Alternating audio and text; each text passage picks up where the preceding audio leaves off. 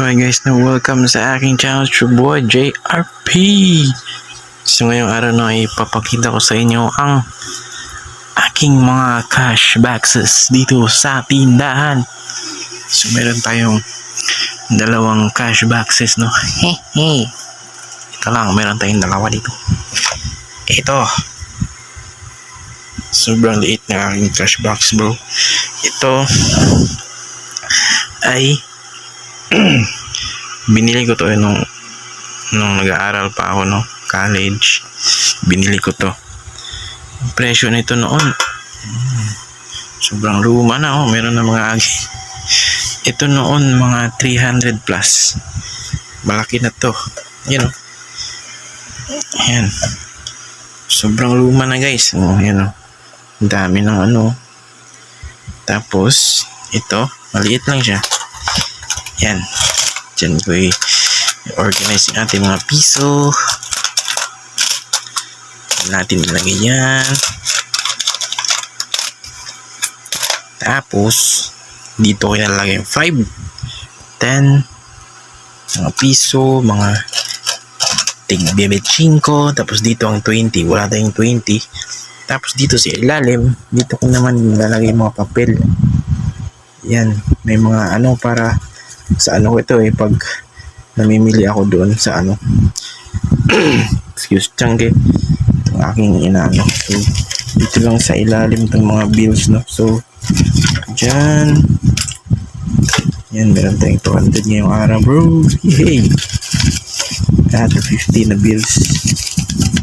So dadaganan lang natin siya dyan. Dadaganan natin. Ang hirap, may nag-video dun sa cellphone doon nasa kaliwang kamay ko, kaya mahirap. Yan, ganyan lang. Tapos dito, lagyan natin yan. Pasok na natin itong isa, no. Yan, dyan na yan sa ilalim, no. Tapos meron pa ako dito maliit.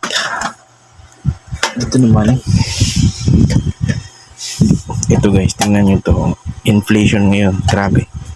Ito, nabili ko to ngayon, mga ngayong taon lang, no. So ito ay 200 plus, mga 275.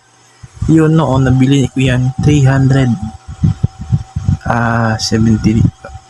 Yun, so mga 100 siguro ang diferensya, no. Pero sobrang laki ng ano, guys, kasi akala ko ito malaki sa ano ko to, sa Lazada ko to binili. Akala ko malaki.